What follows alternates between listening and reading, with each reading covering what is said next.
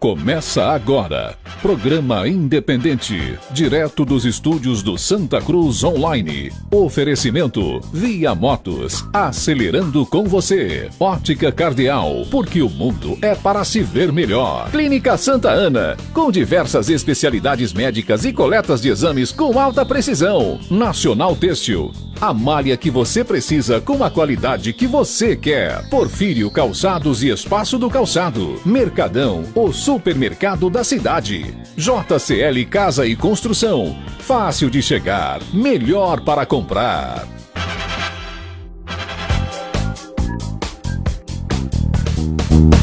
Olá, muito boa noite, seja muito bem-vindo aos estúdios do Santa Cruz Online. A partir de agora falamos ao vivo para toda a cidade de Santa Cruz do Capibaribe, as cidades ao entorno, Agreste de Pernambuco. Pode subir o volume aí do meu microfone, tá certo? Tá baixinho, pronto, agora sim. E vamos atualizar você em relação ao que aconteceu no final de semana, os números, as informações nesta noite de segunda-feira. Comigo, Luciano Bezerra e Dr. Ralf. Boa noite. Boa noite, Ney. Boa noite, meu amigo Dr. Luciano. Boa noite a todos vocês que nos ouvem através das nossas cadeias de rádio e nos veem através das nossas plataformas digitais. Boa noite, Ney. Boa noite, Ralf. Foi mais rápido do que hoje. Foi, verdade? Eu percebi. Boa noite a todos que nos acompanham pela rádio Vala FM, Toritão FM, pelas plataformas digitais. E a gente tá ficando famoso, né? O programa tá ganhando corpo, tal. É verdade. Nas ruas, né? Nas malas, em vários lugares. Verdade. Bastante positiva do ponto de vista de se falar a repercussão. Alguns concordam, outros discordam. Isso é extremamente salutar e importante na democracia frágil que a gente ainda tem. Verdade, acho que é por isso, inclusive, que Ney veio estreando esse look Exatamente. novo, né? Verdade, eu tenho certeza, viu, Luciano, bonito, né? que a nossa audiência está menos forte um pouquinho do que o botão da camisa dele. Comprei, tá normal aqui, normal. Comprei no delivery, aproveitando as promoções de pandemia. Olha, a Secretaria de Saúde confirmou hoje 493 novos casos da Covid-19 em Pernambuco. Entre os confirmados hoje, 212 se enquadram como síndrome respiratória aguda grave e 281 são de casos leves. Agora, Pernambuco totaliza 13.768 casos já confirmados, sendo 7.368 graves e 6.400 leves. Também foram confirmados laboratorialmente 40 óbitos nessas últimas 24 horas. O estado totaliza agora 1.087 mortes pela Covid-19, né? Essa barreira aí dos 1.000, ela foi vencida no último final de semana. Daqui a pouco sai, acredito que não tem ainda os números nacionais, mas a mudança, né, em relação a decretos aqui no estado de Pernambuco, e a gente vai trazer essas medidas agora. Medidas do governo do estado. No final da manhã de hoje, o governador de Pernambuco, Paulo Câmara, decretou quarentena por 15 dias a partir do sábado, dia 16, e anunciou restrições à circulação de veículos em 5 cidades da região metropolitana: Recife, Olinda, Jaboatão dos Guararapes, Camaragibe e São Lourenço da Mata. A gestão estadual também anunciou que irá endurecer a fiscalização em estabelecimentos comerciais dos 5 municípios. Para as pessoas entenderem, não é, Luciano? Antes da gente ter o vídeo aí do governador, o que havia até então, pelo que eu entendi, vocês podem me corrigir se eu estiver errado, era um pedido de quarentena. Agora há um decreto, né? Uma lei que trata realmente, uma lei não, há um ato que realmente trata de quarentena, não é isso? Verdade, havia essa previsão da quarentena, ela está nos primeiros decretos que o governador publicou, e agora ele faz uso dessa prerrogativa e dessa medida que estava prevista para endurecer mais as medidas para evitar o contágio em Pernambuco. Diga-se de passagem que a região metropolitana é o epicentro do contágio aqui em nosso estado. Verdade, apesar Ney, do governador ter evitado citar lockdown no decreto, mas é um decreto que tem muito aspecto, os aspectos são muito parecidos com o lockdown, pelo menos nessas 5 cidades, né?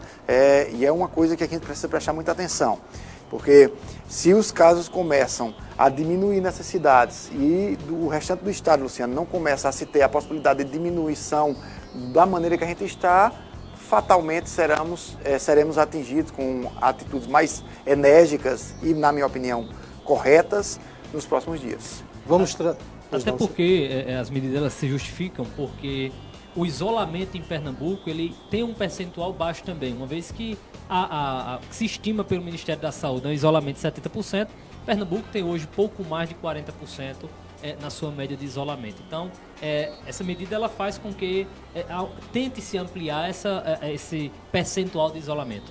Vamos trazer agora o vídeo, o pronunciamento do governador Paulo Câmara, veiculado, divulgado no final da manhã de hoje.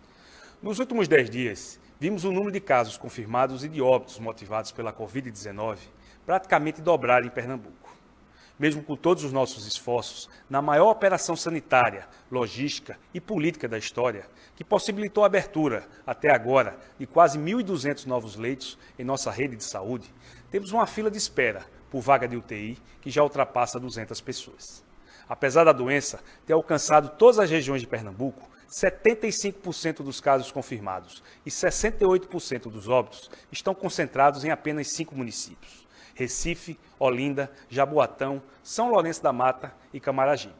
Conversei hoje com os prefeitos desses municípios e também com os presidentes do Tribunal de Justiça, da Assembleia Legislativa, do Tribunal de Contas e o Procurador-Geral do Ministério Público. Todas as projeções científicas mostram que precisamos aumentar o isolamento social para evitar o crescimento ainda mais acelerado dos casos da doença. Por isso, a partir de amanhã, inicialmente em caráter educativo, vamos implantar uma série de medidas e iniciar a fiscalização nos principais corredores viários para restringir a circulação de pessoas nesses 5 municípios citados. Essas medidas serão obrigatórias a partir do próximo sábado, dia 16, e valerão até o dia 31 de maio. Para os demais municípios, permanecem valendo as medidas dos decretos anteriores. Estudos apontam que o isolamento social, até agora, salvou quase 3.500 vidas em Pernambuco. Precisamos da determinação de todos nesses duros 20 dias que teremos pela frente. Lembramos que o acesso aos serviços essenciais permanece garantido. Supermercados, farmácias, padarias seguem funcionando normalmente. Toda a nossa equipe continua em prontidão permanente, focada em fortalecer o sistema de saúde e em preparar o Estado para a retomada das atividades econômicas. Conto com a determinação de todos para superarmos juntos esse desafio. Está aí o pronunciamento do governador Paulo Câmara, trazendo aí os detalhes, né, do que vai acontecer lá no Recife. Inclusive, rodízio de veículos, pode adiantar o texto, que foi também detalhado pelo governo. O governo do estado também vai implantar o rodízio de veículos nas cidades do Recife, Olinda, Jaboatão dos Guararapes, Camaragibe e São Lourenço da Mata. Nos dias pares podem circular aqueles veículos cujas placas terminam com número par. E nos dias ímpares, as placas que terminam com números ímpar. Então, estão excluídos do rodízio esses carros, então, né, conforme essa alternância aí. Estão excluídos do rodízio táxis, ônibus, além de utilidades utilizados por profissionais de saúde, segurança, defesa civil e uso oficial. Também não são incluídos no rodízio os serviços especiais, como abastecimento de água, gás, energia, correios, imprensa, produtos alimentícios, funerários, obras, coleta de lixo, guincho e ambulância. Essas questões, eu vou trazer aqui um dado extraoficial, certo? Pode dizer assim. É que o governo prepara algumas medidas para as cidades com mais de 100 mil habitantes, que deverão ser lançadas na próxima semana, quando entraremos na segunda quinzena do mês de maio. Tem essa informação de que isso está sendo preparado pelo governo. Não sei quais medidas são, certo? E também, quando eu falo extraoficial, é porque ao certo a gente também não sabe se serão de fato implantadas. Mas há também aumento de restrições previstas para a segunda quinzena nas cidades com mais de 100 mil habitantes, que é o caso de Santa Cruz do Capibaribe, certo? Isso pode acontecer. Exatamente, é o que a gente comentava, né, Luciano? As medidas mais restritivas, dando certo nas grandes cidades, se leia a capital e a região metropolitana, a tendência é elas começarem a vir gradativamente para o interior. Cidades maiores, como você bem colocou, e depois as próprias cidades menores. Haja visto, algumas cidades nos chamam a atenção pelo número excessivo de pessoas que têm a doença. Aqui na nossa região, Jataúba é uma delas. Nossa cidade ela entra num aspecto especial, caso essa medida venha a ser implantada, pelo fluxo de pessoas que circulam aqui principalmente com as medidas que foram adotadas de permitir a coleta de mercadorias aqui no Moda Center. Falar em coleta de mercadorias, eu vou adiantar, viu, Elivaldo? A gente vai trazer o vídeo da Marília, que esteve hoje verificando justamente junto com o Renan Tavares, o dia como foi, né, em relação a essa questão da entrega de mercadorias, toda essa movimentação, a partir inclusive do endurecimento de medidas que foram anunciadas pela Prefeitura de Santa Cruz. Se viu um isolamento acontecendo ali próximo à Rota do Mar, ruas de acesso ao bairro Nova Morada também tiveram barricadas, foram isoladas, e as barreiras sanitárias, inclusive, eu tenho algumas ressalvas aqui em relação à prática dessas barreiras sanitárias aqui em Santa Cruz. Mas vamos acompanhar a matéria da Marília, em seguida a gente comenta um pouco sobre esse assunto. Santa Cruz de Capibaribe tem registrado grande movimentação nas segundas-feiras, né, de transportadores que estão vindo até a cidade para pegar mercadorias. E a Prefeitura Municipal tem tomado medidas para a contenção das aglomerações no entorno do Moda Center e das entradas da cidade. A previsão de chegada de veículos em Santa Cruz de Capibaribe está após as 14 horas do domingo. Só que nós antecipamos, né, a ativação das barreiras para 8 horas da manhã do domingo. Então nós começamos o trabalho, né, fazemos uma questão de revezamento do efetivo e segue até o horário das 16 horas da segunda-feira. No entanto, as barreiras na segunda-feira, elas são desativadas no sentido de orientação da saúde ao meio-dia, e aí a Guarda Municipal, juntamente com a mobilidade urbana através de seus agentes de trânsito, a gente faz uma espécie de um rescaldo na cidade para dar fluidez onde há engarrafamento nos semáforos. Olha, nós temos duas barreiras sanitárias, né? A barreira sanitária 1 é a que vem de sentido Toritama a Santa Cruz, a barreira sanitária 2 é essa que nós estamos agora, sentido de Jataúba, Santa Cruz de Capibaribe, né? Então a barreira sanitária ela foi montada primeiramente para a gente ter uma precaução, né, contra a questão do Covid-19. O pessoal da saúde, ele se posiciona na barreira no sentido de, após a parada pelo agente de trânsito, eles se direcionam aos veículos e orientam as pessoas, né? Algumas pessoas ainda vêm sem máscara, né? O pessoal já proporciona também essa máscara, álcool em gel, panfleto falando a respeito da pandemia, apesar de que já existe um conhecimento amplo sobre a matéria, mas a gente reforça, né? A Prefeitura está com essa preocupação de reforçar essas orientações mediante seus agentes de saúde. Então havia uma preocupação muito grande do prefeito Edson Vieira com relação ao fluxo de vendas que estava havendo nos terrenos baldios, né, ali perto da Casa Nova Construções, e nós isolamos toda aquela área. Colocamos também os disciplinadores ao longo da via, a partir do sinal da rua Amaro Manuel, e nós tivemos o apoio da Polícia Militar, né, juntamente com a Guarda Municipal, de ficar fazendo o patrulhamento. Então os agentes de trânsito, eles estavam postados em determinados locais onde havia um maior fluxo de veículos por conta da feira passada, da entrega de mercadorias, né, da semana passada. E essa semana a gente deu ênfase a esses locais, orientando as pessoas para não estacionar mais ali. E os disciplinadores fizeram também a sua vez, né, de barrar que as pessoas fossem até o acostamento. Então não tinha como você ficar à margem da P160, tendo em vista que os disciplinadores faziam esse bloqueio. E aí, com aqueles que persistiam em arrumar algum local ou outro, né, e entrava a parte da Polícia Militar juntamente com a Guarda Municipal, tanto no percurso da 160, inclusive em torno, né, no entorno das vias mais suburbanas da cidade. E devido a esse cadastramento, os ônibus, carretas, caminhões, vans, né, os carros maiores entram pela parte principal do Moda Center, já as vans vão pela parte do calçadão Miguel Arraes, e há uma logística interna ali dentro, com espaçamentos, inclusive há uma preocupação, né, tanto do Poder Executivo como da diretoria do Moda Center, em manter esse distanciamento, mesmo dos veículos, né? Então há um espaço necessário, uma margem de segurança ali. O pessoal é orientado. Então, com relação ao cadastramento, sim, aumentou. Da semana passada para essa, né? A gente não tem previsões mais de aumento por conta da capacidade, Então aqueles que se antecipam e fazem o cadastramento, esses têm a prioridade, né? Aqueles que porventura a capacidade ela chega ao limite, não tem como o Moda Center fazer mais a liberação, nem o Marte Moda, né? Nem tampouco o Calçadão Miguel Arraes. No caso, o Moda Center tinha divulgado que as entregas podem ser feitas de segunda a sexta. Essas barreiras estão funcionando ao longo da semana ou também não está tendo fluxo de excursões aqui durante a semana, fora na segunda e na terça, que geralmente são os dias de feira aqui? Os dias que as pessoas estão buscando mais esse atendimento, né, há uma demanda maior no domingo e na segunda-feira, né?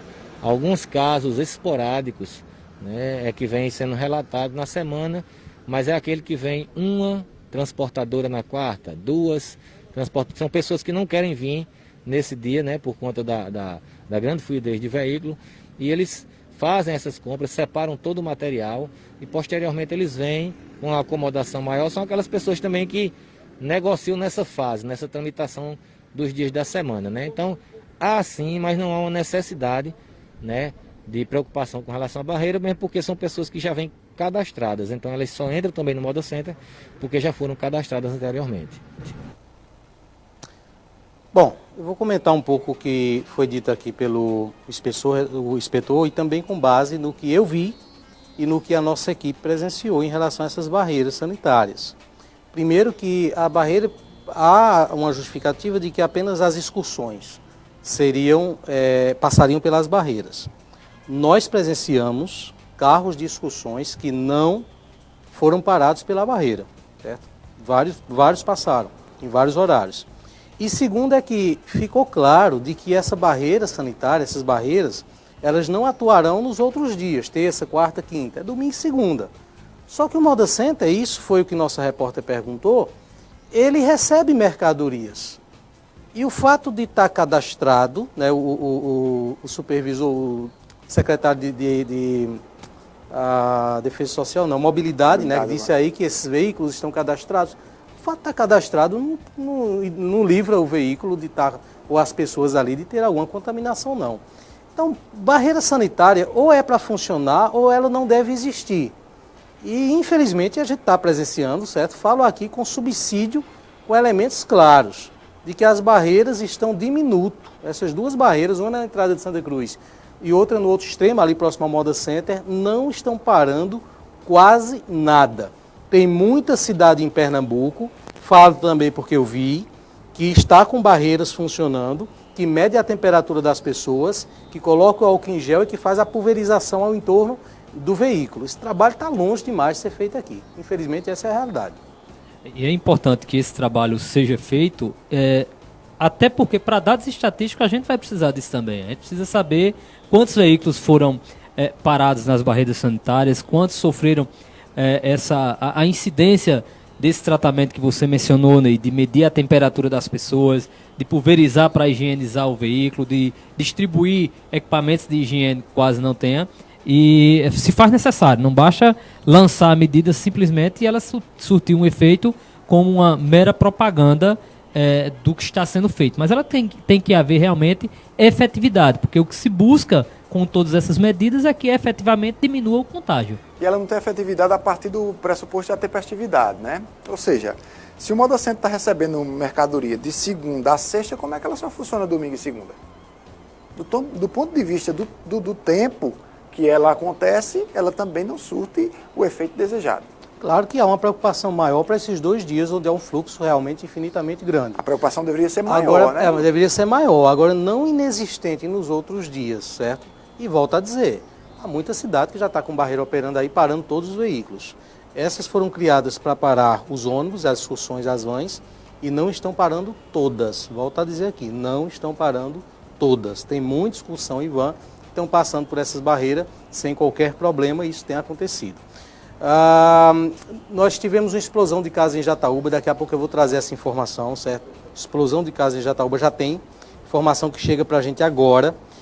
Já tivemos uma explosão de casos de Covid-19 em Jataúba semana passada. E agora, atenção para esses dados, muito mais. Jataúba soma, nesse momento, 19 casos de Covid-19 confirmados. Pode-se considerar aí um novo epicentro do interior. Nós tínhamos Frei Miguelinho numa situação parecida, temos ainda Frei Miguelinho numa situação parecida. Acho que 20 e poucos em Frei Miguelinho. Jataúba agora 19 casos, passa Santa Cruz em números. A Prefeitura de Jataúba, através da Secretaria Municipal de Saúde, acabou de confirmar 8 novos casos de Covid-19 no município. Trata-se de 6 mulheres. As idades são 24, 29, 44, 45 e 2 mulheres de 40 anos de idade. 2 homens também estão entre os contaminados, de 42 e 48 anos de idade. Saíram 13 resultados do dia de hoje. Entre os casos que estavam investigações e testes rápidos. Assim, o município totaliza 19 casos da doença, sendo 17 pacientes em monitoramento domiciliar, cumprindo a quarentena, 1 paciente internado no hospital de referência e 1 óbito pela Covid-19. Também foram descartados 5 casos e 5 estão em investigação. Então, esse dado é preocupante, é fortíssimo. Jataúba é pequeno demais para, nesse momento agora, ter esses 19 casos. Proporcionalmente, está muito acima de qualquer outra cidade. Deixa eu só falar para você de um exemplo muito parecido com Jataúba, só que no interior da Paraíba. A cidade de Remígio, Luciano, há exatos 14 dias, não contava com 1 caso apenas. Hoje são 154 pessoas monitoradas, são 53 casos suspeitos, 9 confirmados e 14 descartados. Então, o que era 0 até 14 dias atrás, hoje já são 9 casos confirmados, uma cidade bem inferior. 14 dias atrás, Jataúba devia ter 1 ou 2 casos. Exatamente. 1 ou 2 casos. Exato. É um número muito preocupante. Me parece haver uma relação com algo que foi noticiado semana passada, quando o Ministério Público emitia nota de que a cidade de Jataúba tinha um menor índice de isolamento aqui no interior de Pernambuco. Então, é um número realmente preocupante, né? Até porque está vizinho ali do Brejo da Madre de Deus, que hoje tem um isolamento abaixo de 40%, é um índice de isolamento muito baixo, o que pode fazer com que essa região passe a aumentar os números a partir de agora. E o que quebra o pensamento de muita gente que isso é um problema dos grandes centros. Eu vejo muita gente falando isso, sabe? Eu, por exemplo, vejo pessoas dizendo que o lockdown deve se dar em Recife, porque lá é onde estão os grandes centros de pessoas, ou na região metropolitana. Jataúba cresce com os dados assustadoramente, e isso faz com que todo mundo tenha que refletir. É um problema de todos. E se observarmos os números agora desses novos casos, todas pessoas abaixo de 50 anos de idade. É o mesmo grupo de idade de pessoas. É preciso observar também o seguinte, sabe? O estilo pacato da cidade, exato, eu acho que causa uma sensação de proteção. Você entende que você estando ali é diferente de estar numa cidade como Caruaru, como Recife, onde tem uma grande movimentação de pessoas. Normalmente ali as pessoas se conhecem. Imagina-se que a quantidade de pessoas que viajaram para municípios distantes é muito pequeno. Mas vejam o que é a teoria, a impressão que a gente tem do que é uma realidade. Então, é preciso realmente que se abra uma investigação do que acontece em Jataúba. O prefeito Antônio de Roque falou dos primeiros casos, depois não está falando mais, né? Não estou vendo mais muita manifestação do prefeito, e entender quais são as ações, as atitudes que estão sendo tomadas ali em relação à quarentena, porque senão haverá um estouro de casos ali, já está havendo um estouro de casos, mas haverá de forma que o município não vai comportar, até porque lá, por exemplo, não há estrutura de hospital de campanha sendo feito. O município é pequeno. É realmente uma situação muito preocupante e a gente não imaginava que fosse chegar a isso lá em Jataúba. O que nos preocupa ainda mais é porque, além das pessoas de Jataúba, a gente ter todo o sentimento pelas pessoas que estão pegando, ou adquirindo esse vírus, Ney, o Hospital de Campanha de Santa Cruz é um hospital para servir a toda uma região. Então, todo mundo tem que se cuidar, porque é um hospital só que vai servir. O prefeito deixou claro na nossa visita lá que a Secretaria de Saúde do Estado de Pernambuco pediu para que o hospital ficasse à disposição das cidades que não têm. Então, nos preocupa também. Eu acho que o Ney levantou um ponto importante aí, e acho que a Secretaria de Saúde da Prefeitura de Jataúba deve fazer, Ney. Embora não seja mais possível identificar a origem dos casos, porque nós estamos diante, em todo o Brasil, de casos de contaminação comunitária, Mas eu acho que vale a pena a Secretaria de Saúde verificar se há algo em comum nesses 8 casos, porque de repente foi alguma movimentação comum em que essas pessoas participaram, porque isso pode realmente, nos próximos números, trazer com que esse número de contágios aumente cada vez mais. Apesar que eu acho, viu, Luciano, que a movimentação comum é o próprio cotidiano de Jataúba. É aquele cotidiano de praças, de lugares, de conversas, sabe? Eu acredito que isso não foi controlado lá em Jataúba, não. Olha, saiu o número de casos do Brasil, daqui a pouco a gente fala de Toritama. Toritama tem novo caso confirmado hoje, agora há pouco foi confirmado um novo caso. Mas no Brasil, saindo agora o novo registro, nas últimas 24 horas, se eu só voltar aqui no meu celular, 396 mortes confirmadas no Brasil em 24 horas, 396, chegando a 11.519. Há um fenômeno aí, eu não queria falar não, mas eu vou falar. A gente devia comemorar, né? A gente devia comemorar, mas eu vejo com uma certa preocupação, porque na semana passada isso também aconteceu com os números divulgados no domingo e na segunda-feira. Pegue os históricos, você vai ver. Nas matérias do domingo e de segunda-feira no Brasil, os números foram diferentes. Estava se fechando a semana anterior com oscilações ali de 400, perto de 500 pessoas, né? 500 mortes registradas no dia. Final de semana, domingo e na segunda-feira, esses números caíram ali para 200 e alguma coisa. Agora aconteceu a mesma coisa. Aí o estouro de casos na semana passada foi da terça para quarta. Ou seja, qual a impressão que a gente tem? É um país sistematicamente preguiçoso. Porque passa a impressão de que as instituições, nos finais de semana, elas não funcionam do mesmo jeito. Elas diminuem os registros. Talvez estejam andando. E aí acumulam isso para soltar depois. Talvez estejam andando de jet ski, como o querido presidente da República, né? No dia que o Brasil comemorou 10 mil mortos, né? O Brasil chorou 10 mil mortes. O presidente primeiro anunciou que iria fazer um churrasco. Depois não fez o churrasco, mas ficou andando ali no Lago Paranoá de jet ski, lá em Brasília. E aí, enquanto isso, o Alcolumbre, presidente do Senado, e o Rodrigo Maia, presidente da Câmara, como também o Toffoli, presidente do Supremo Tribunal Federal, decretaram luto oficial de 3 dias pela dor da perda de 10 mil brasileiros com essa nova terrível doença, Ney. Eu vou trazer agora um intervalo rápido, só 30 segundos, da Rede.com. Tem aí, não tem? Rede.com. Eu não entendi o que Elivaldo falou, não. Não foi passado. Então vamos... Não foi passado. Mas a Rede.com é a nossa parceira. Vamos de Mercadão e a gente volta rapidinho. Atenção clientes Mercadão Supermercados, olha, neste período você pode contar conosco. A maior variedade de itens de higiene, limpeza, mercearia e tudo que a sua casa precisa. E o melhor de tudo, com aquele precinho que você já conhece. Faça suas compras no Mercadão, mas claro, sem deixar de lado os cuidados necessários. Então vai aí, evite as compras em grupo. Escolha um membro da casa que não esteja nos grupos de risco e deixe ele responsável por esta parte. É o Mercadão e você, juntos na luta contra o coronavírus. Olha, na noite de hoje foi confirmado o 3º caso de Covid-19 na cidade de Toritama. No último sábado, a cidade somava 2 casos. De acordo com o prefeito Edilson Tavares, esse segundo caso, o divulgado no final de semana, trata-se de uma mulher de 25 anos de idade. O prefeito ainda destacou que a primeira paciente diagnosticada pela Covid-19 já está recuperada. Vamos trazer um vídeo do prefeito Edilson Tavares com a confirmação do caso do final de semana, certo? Após isso, claro, hoje, agora há pouco, foi divulgado o 3º caso. Meus amigos e minhas amigas, aqui quem vos fala é o prefeito de Toritama. Acabamos de receber a informação de mais um caso do Covid-19 em nosso município. Trata-se de uma pessoa de Toritama, do sexo feminino, com 25 anos de idade, residente no centro, que é servidora da saúde e que trabalha em um dos hospitais de referência no estado de Pernambuco. A mesma apresenta sintomas leves da doença e encontra-se juntamente com a sua família, recebendo os cuidados necessários e todas as informações da nossa vigilância em saúde.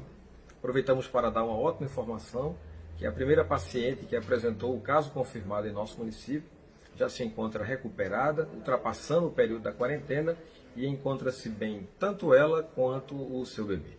Tudo isso apenas reitera a nossa necessidade de permanecermos com o nosso isolamento social e, principalmente, usarmos as nossas máscaras caso seja necessário sairmos das nossas residências. Tenho certeza que vamos vencer toda essa pandemia e vamos sair mais fortalecidos com a permissão e com a proteção do nosso Deus. Que Deus abençoe a todos vocês, que Deus abençoe a cidade de Toritama.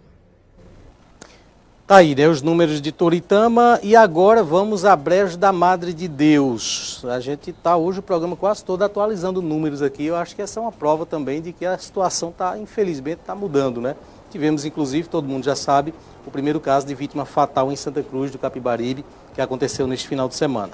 Olha, no domingo subiu para 8 o número de casos confirmados da Covid-19 no município de Brejo da Madre de Deus. Os dados foram divulgados pela Prefeitura Municipal. Até amanhã de ontem eram apenas 2 casos. Até amanhã de ontem não, até amanhã do sábado, né? Eram 2 casos confirmados.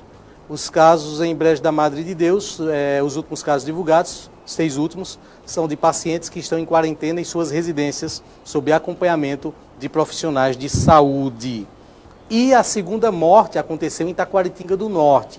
Taquaritinga confirmou na noite de ontem a segunda morte pela Covid-19 de um morador do município. Segundo informações obtidas por nossa equipe de reportagem, o paciente tinha aproximadamente 50 anos de idade e faleceu há cerca de 4 dias no hospital em Caruaru.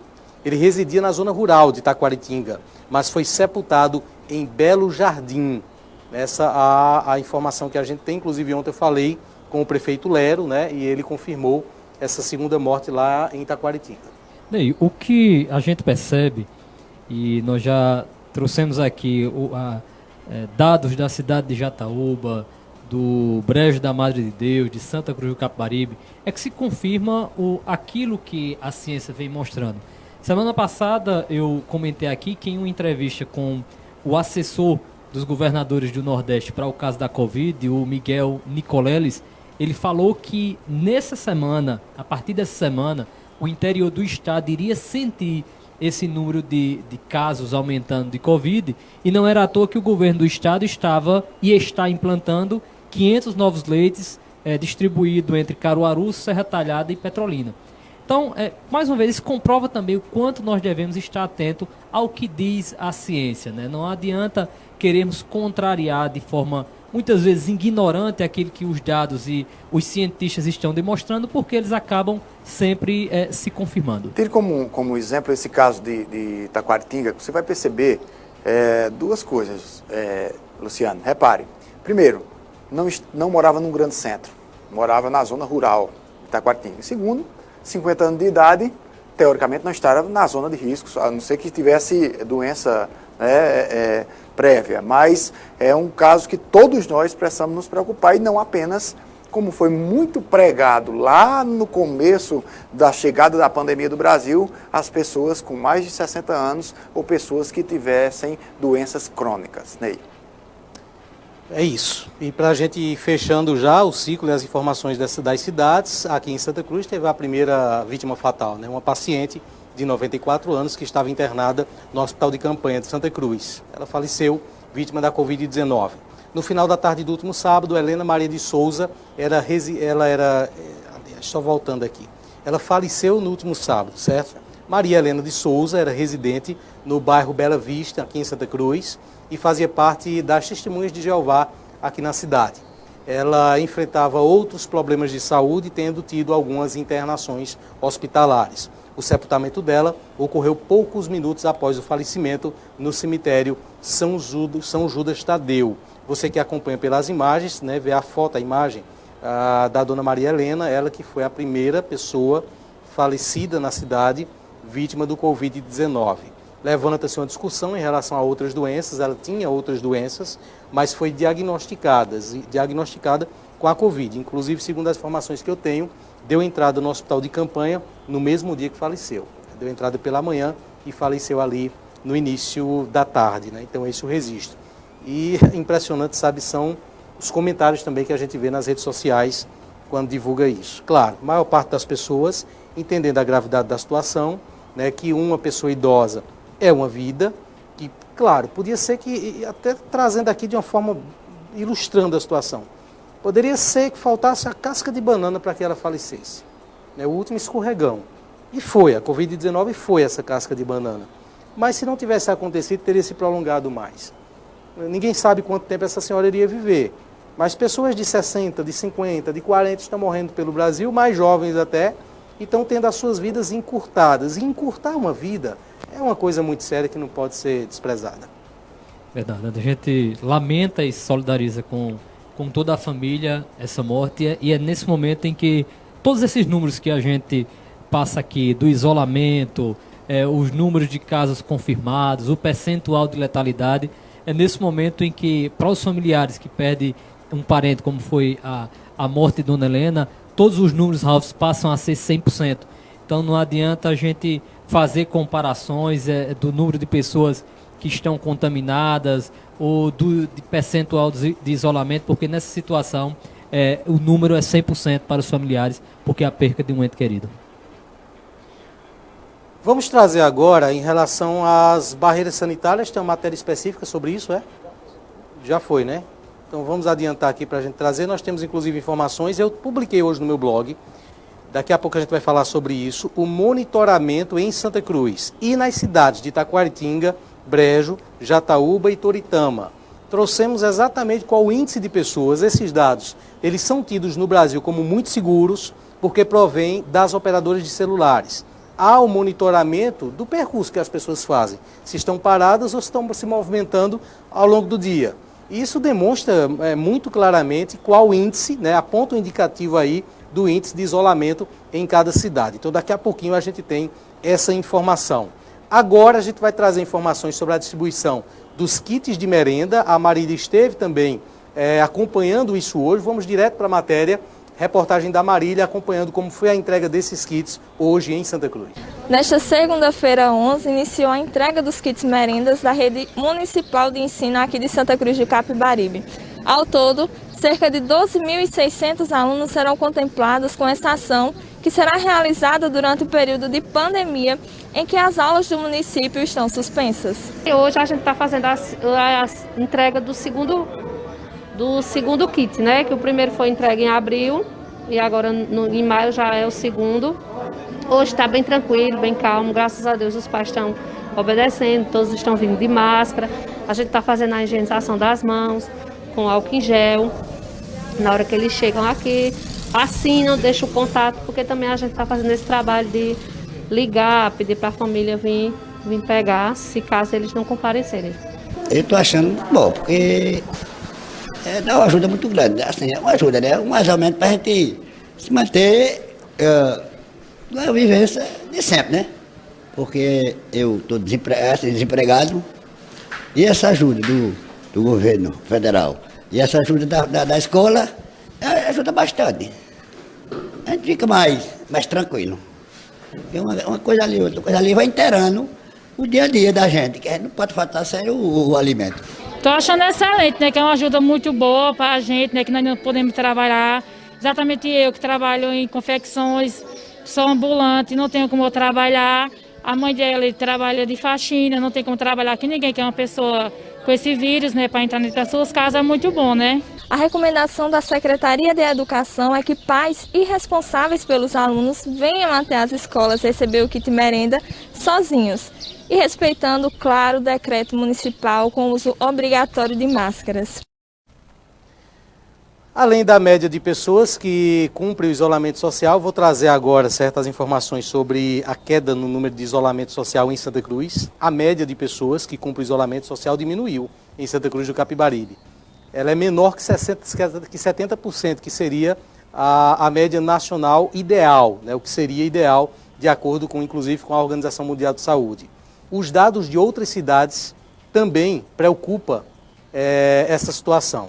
O repórter Igor Araújo, direto da nossa redação, tem as informações em relação a esses dados.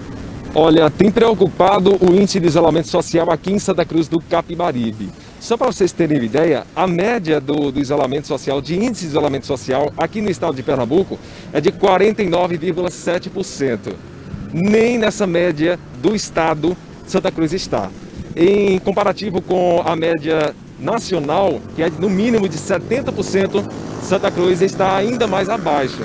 Santa Cruz atualmente está com 41,5% de isolamento social. Isso quer dizer que mais de 58% da população está nas ruas. Para você ter uma ideia, entre as 185 cidades aqui do estado de Pernambuco, Santa Cruz ocupa a posição 117. É algo realmente que preocupa. Eu vou citar para você agora dados e a posição de outras cidades aqui ao entorno de Santa Cruz do Capibaribe. A exemplo de Toritama. A cidade de Toritama está na posição 60 e está aí com 44,7% da taxa de isolamento. Taquaritinga do Norte ocupa a posição 104, estando aí com 42,5% de isolamento. Jataúba está ali na faixa entre os 185 municípios, está na posição 97, com 42,7% na taxa de isolamento. E atenção para esse dado muito, que chama até atenção, né? Brejo da Madre de Deus tem o pior índice de isolamento da região, está aí com 39,2% do isolamento social e está na colocação 148 nesse ranking aí das cidades. É algo que preocupa. A gente, claro que não vai ser hipócrita aqui em dizer fique em casa, simplesmente dizer fique em casa, mas se você que está me assistindo, ouvindo através do rádio e puder ficar em casa, fique em casa. Tome todos os cuidados, caso seja necessário sair, ir a algum mercado ou fazer outra atividade tida como essencial. Se o seu serviço está entre os serviços essenciais, tome também todos os cuidados para que a gente possa aí evitar que mais números de Covid-19 possam aparecer aqui na nossa cidade e no nosso estado. Algo que as pessoas às vezes não entendem, eu vou deixar bem claro aqui para você, o que é que significa apenas 41,5%, a exemplo de Santa Cruz, de pessoas que estão nas ruas, né? Aliás, que estão cumprindo isolamento, e 58% que estão na rua. Significa que o número de casos e, consequentemente, o número de mortes só tende a aumentar. Então a gente apela pelo bom senso da população para que possa acatar e seguir o isolamento social, porque falido se recupera, falecido não. Voltamos ao estúdio. Tá aí a reportagem do Igor Araújo, né, trazendo para a gente essas informações. Está publicado, inclusive, lá no meu blog, os índices de isolamento aqui. Só deixando claro, o Luciano comentou isso aqui agora no intervalo, 70% é o índice ideal, certo? Mas está longe de ser praticado no Brasil, infelizmente, em todas as partes do Brasil. Acho que pouquíssimos municípios devem ter hoje esse índice de 70%. O próprio estado de Pernambuco não chega a 50% o nível de isolamento. Isso é preocupante, né? Porque, como eu falei ainda há pouco, está comprovado, quanto menor o índice de isolamento, maior o número de casos. Isso vem acontecendo no estado de São Paulo, no estado do Rio de Janeiro. Então, é algo que é cientificamente comprovado. Tanto não funciona que o governador está tendendo outras medidas mais enérgicas, né? O fato, claro, de não funcionar.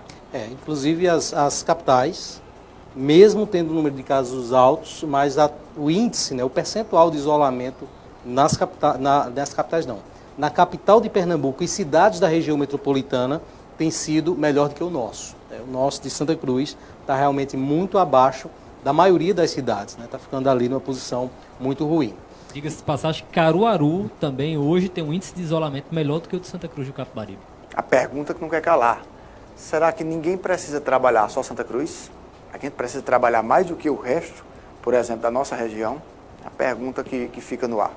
Nós vamos a um vídeo agora rápido da campanha de solidariedade aqui em Santa Cruz do Capibaribe. Você que tem doações, você que pode doar cesta básica, procure um desses pontos de coleta. Acompanhe no VT. O mundo enfrenta uma situação jamais vivida por nossa geração. Dentre as consequências do coronavírus está a proliferação da fome. É chegada a hora de unirmos forças. A sociedade civil, com as suas diversas instituições, aliada ao poder público, conta com a sua colaboração. Doe alimentos não perecíveis. Vamos aliviar a fome e a dor daqueles que mais precisam. A nossa luta é em favor da vida. Contamos com você. Contamos com você. Contamos com você. Faça sua parte na luta contra a fome. Doe alimentos nos postos de arrecadação. Clube Ipiranga, sede da OAB em Santa Cruz. ASCAP, Primeira Igreja Congregacional Vale da Benção. Igreja de São Cristóvão e Igreja Católica em São Domingos. Comitê Comunitário de Crise Covid-19. Ok, voltamos então. Você acompanhou aí os pontos, né, a relação dos pontos de arrecadação de doação aqui na cidade de Santa Cruz do Capibaribe. Amanhã nós vamos ter aqui no estúdio a presença da secretária de Saúde de Santa Cruz do Capibaribe. Estará conosco aqui neste programa. E na quarta-feira nós vamos ter a participação do Ministério Público. O promotor Iron Miranda dos Anjos estará conosco também na programação desta semana. Vamos voltar agora, né, a um assunto que nós tínhamos, cortando agora, acho que a gente já encerrou, né? Essa segunda-feira foi pesada, que a gente acumulou aí muitas informações relacionadas ao coronavírus, à movimentação na cidade no dia de hoje, com as entregas, doação do kit merenda, enfim, tudo isso você ficou sabendo nesse programa. Mas vamos voltar a um prognóstico que a gente estava fazendo aqui, com base nas eleições de 2020, que não mudaram, que vão acontecer, e nas filiações partidárias. Houveram alguns partidos que nós não comentamos, não divulgamos as listas, né? Elivaldo, tem aí? As listas? Tem? Pronto. Pode trazer PSDB, certo? Para que a gente possa comentar. Essa é a lista de filiados. E o Luciano, com base na numerologia, astrologia, no direito, nas regras e na contabilidade. E na astrologia também. Na astrologia somos mas sem consultar Ralph Ney, eu não vou conseguir nada. Ele já diz daí de cara que nem precisa nem de eleição, quem vai ser eleito e quem não vai ser. Pode mostrar a lista lá de novo, Elivaldo? Vamos ver logo quem são as novidades, né, no PSDB. Isso, dá para ver alguns ali. Jéssica não é novidade não, né? Elaine Soares, Valdemir Ferreira, é velhinho Aragão, é candidato a vereador, foi muitas vezes. Nara Priscila Bezerra Leandro, essa é novidade. Nara é novidade. É novidade. Mas Nara vai ser candidata, ela estava no PSB, né? PSDB. Júlio César, né? Estava. Que é Caetano Mota, é novidade. Eu vou falar sobre Nara, porque eu não sou de ficar em cima do muro. Para mim, eu acho que Nara não é candidata a vereadora. Nara é uma possibilidade de ser vice-candidata. Ela teria colocado o nome, feito a filiação com essa expectativa. É uma leitura que eu faço, ela não me disse. Inclusive... polêmica essa sua mas dentro de uma cogitação. Dentro de uma perspectiva que você colocaria uma pessoa mais jovem na chapa, uma mulher na chapa, um domínio da oratória, da retórica e tal, e daria um bom aspecto. E casando essa situação de Nara vice com o aspecto das outras chapas, né? Elinho Aragão, isso. O Alan Carneiro. Então, para contrapor realmente o vice, ele tem que ter essa característica, né, de balancear com o candidato de prefeito, a prefeito, seria realmente um nome e partindo do pressuposto ela ter saído da última campanha, daquela... totalmente desenganada com o Legislativo, né? Disse que deu o que tinha que dar, o Legislativo, mas não tinha mais vontade de concorrer. E agora aparece de repente a ex-vereadora Nara. O Demir... Eu aposto, só mantendo ainda nisso, Luciano, eu aposto minhas fichas no Joselito, certo? Acho que o Joselito é que vai ser, e ele teria também esse aspecto aí de causar esse equilíbrio na chapa. Mas não é de se descartar, não. Só, Joselito tem as mesmas qualidades, atributos, credenciais, características que a Nara. Concordo com você. Só não vejo nele tanta disposição. Ele chegou, Ney, em uma entrevista a um dos nossos colegas, eu não sei quem, porque aqui a gente sempre dá o crédito, mas eu não lembro realmente. A gente nunca diz numa rádio. Num programa. Eu não vou dizer porque eu não lembro, que não seria candidato a vice. Mas depois disso houve um percebido recuo. Ele não voltou a replicar isso. Não sei se há pedido ou se ele realmente não pensa em colocar o seu nome à disposição. Mas ele teria dito em uma das rádios de Santa Cruz que não estaria disposto a ser vice. Mas isso bem lá atrás. São dois nomes estratégicos, né? Com esse perfil que você falou, e foi o Nick que falou, agora não recordo, mas esse perfil de juventude, um perfil de oratória, realmente os dois preenchem de forma estratégica. Desde quando Joselito era cotado para prefeito, que havia um pensamento de que se a eleição fosse fácil, seria Joselito. Se fosse difícil, não seria, né? Isso pode aplicar para essa posição de vice também, né? Luciano, verdadeiro ou falso? Verdadeiro. Eu não vou ficar em cima do muro. Volta sua lista para mim tirar uma apesar de que concordo com o Luciano que foi verdadeiro, mas Edson ficou meio que sem escolha, dado o recuo de Joselito. Não foi Edson propriamente que escolheu. Houve um recuo de Joselito. Mas eu ainda acho que tem um outro ingrediente nessa história aí para Edson escolher o vice. que é dentro dessa perspectiva mesmo, de como serão as demais composições, né, dos concorrentes. Então isso vai ser um elemento definidor também. Acho que está definido o perfil do vice por um único motivo: Alan participar da eleição. A participação de Alan na eleição. Elinho não? Elinho não tá certo que vai participar da eleição ainda. Elinho seria também, se for candidato. Mas não está certo que Elinho vai participar da eleição. Está certo. Zé Augusto disse aqui várias vezes que está tudo certo. Zé Augusto dizendo... Está certo. Para de brincadeira. Vamos de PSDB. Não está de brincadeira comigo. Não está certo. O Elinho tem um perfil muito parecido com o do Alan também. Mas quem está certo, quem tem partido, quem o grupo fechou que é o pré-candidato é Alan. Isso, eu faço a leitura que isso força, de certa forma, o Fernando Aragão também buscar... Com certeza. Esse perfil. Esse perfil no vice. Não tenho dúvida. Então, de certo, nós provavelmente teremos nas composições majoritárias essa, digamos assim, essa renovação do ponto de vista de idade nas composições das chapas, né? Vamos ainda de PSDB ou PSDB, só para me confirmar o nome de Demir lá do hospital, se está aí. Essa lista é 2020, Elivaldo? 2020. Então, Valdemir, nós tínhamos aí de novidades, então, o Caetano Motos, né, que está no PSDB, e o Demir nessa disputa aí para... Então, só deixando claro, né, que as pessoas que se filiaram antes de 2020 não estão nessa lista. A gente está trazendo aqui porque quando se filia no ano da eleição, nós entendemos, né, como uma pessoa muito próxima aqui do meu lado, que tem um propósito, estando filiado em 2020. Não dá para o cara dizer que não sabia. Não sabia, é verdade. Principalmente quando é advogado, né, Ney? Principalmente quando é advogado. Aí mais feio ainda dizer que não sabia. Ralf está próximo, ele não poderia negar realmente essa questão dele do PT. Não, eu nem estou mais no PT. Tá? Não? Estou não. Te tiraram? Me tiraram. Mas voltando lá... Mesmo as minhas afirmativas que não tiveram, que eu não seria candidato, acho que tiveram medo de eu ser candidato e me tiraram. Tá certo. Mas você não assinou ficha de desfiliação? Não. Te expulsaram. Tá no blog. Seu um processo administrativo. Pois é.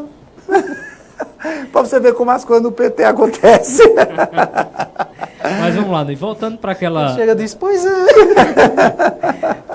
Para aquele debate que nós estamos fazendo, eu acredito que aí no PSDB, o PSDB deve chegar aí próximo aí dos entre 8 a 10 mil votos, e com isso acredito que consiga fazer entre 3 ou 4 vereadores. São bons nomes que tem-se aí na disputa, nomes como o do vereador Zé Minhoca, que vai buscar a reeleição, vereadora Jéssica, vereador Nanau, e provavelmente, né, vem aí na disputa também o Caetano Motos e Gilson acredito tá que o Demir. Né? Gilson acho que está no MDB. Só pontuar rapidinho, só Jéssica e Zé Minhoca. Zé Minhoca tem os votos que ninguém vê e na hora da eleição aparece. É um fenômeno. Mas tem bastante. É um fenômeno, né? Inclusive estão aqui próximos do nosso estúdio. É verdade. Mas esse fenômeno acontece com o Zé Minhoca. A vereadora Jéssica, ela precisa prestar atenção na eleição. Precisa prestar atenção na eleição. Por quê? Ela se colocou como a principal defensora do prefeito Edson Vieira e se destacou por isso. Parte disso é bom, parte nem tanto. Por que eu digo parte nem tanto? Ou parte é ruim? 2 motivos. Primeiro, porque Jéssica, como professora, teve muito voto da sua classe, que é um voto de opinião. A partir do momento que você defende por tudo e a qualquer custo, esse voto de opinião tende a desidratar. Eu também acho que Jéssica teve votos de alunos, viu? Exato. Eu vi Jéssica em alguns momentos fazendo movimentação, que os alunos iam junto dela, né? Trabalhavam, inclusive, na campanha, né? Eu vi isso acontecer. Exatamente. E aí, a outra questão é que, se o voto do Boca Preta tradicional for o grande trunfo dela, outra coisa é que ela precisa ter preocupação. Porque aí temos outras figuras que sugerem o voto desse eleitor mais tradicional do grupo de situação. Como, por exemplo, o próprio Zé Minhoca, como, por exemplo, o próprio Nanau, e como, por exemplo, de volta a voz dos Boca Preta durante 40 anos, que foi o vereador Ronaldo Pacas. MDB, Posso ir? MDB? MDB. Vamos lá então para a relação do MDB 2020, né? Novos, grande surpresa já no novos início. filiados. José Manuel de Lima. José Manuel de Lima, Zezinho Buxim. Neto Vieira. Neto Vieira. Ronaldo Pacas, né? Amós que aqui também é do- novidade no MDB. Gilson Julião ali. Pipoca também aí no O que é MDB. que chamam de Chapão da Morte? É MDB ou PSDB? É o MDB. Chamam o PSDB, Chapão da Morte. PSDB. Luciano, se ele for mais morte do que o MDB, vai ter morte pra caramba, viu? Tem muita. Gil Julião aí, né? Ivanilson Irmão Feitosa. Val. Irmão Val também aí. Irmão Val, Ivanilson Feitosa, que durante... Mas Ivanilson se desincompatibilizou? Porque ele estava lá na apresentação do hospital, ele estava lá, né? Mas ele existe uma discussão a respeito disso, que ele não é cargo de chefia, né? Ele não é secretário e tal, há uma discussão em torno disso.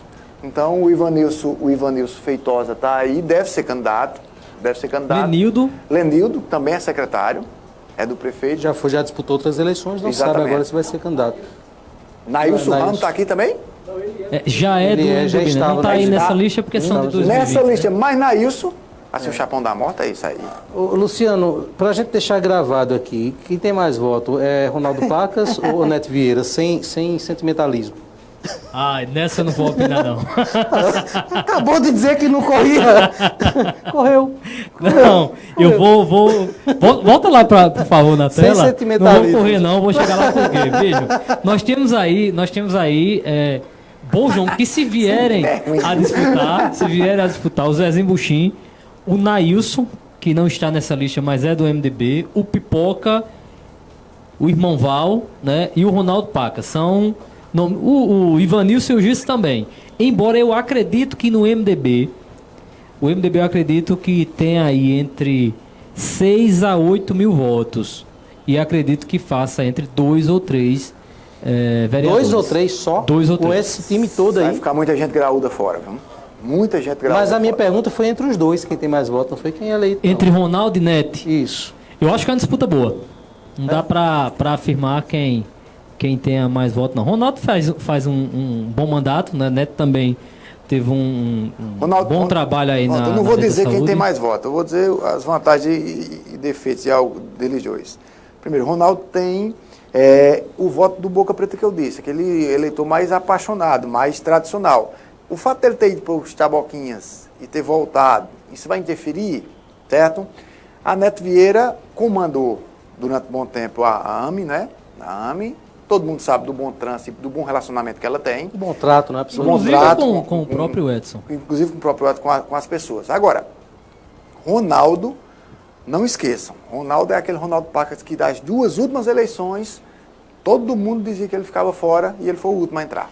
Mas veja, o que eu aponto é o perfil dos demais candidatos que você tem aí. Porque você tem um Nailson Ramos, que é uma ligação muito forte com a área com essa prestação de serviço de saúde do município. O Irmão Val, que há uma ligação forte com as igrejas, principalmente as igrejas pentecostais. Correção.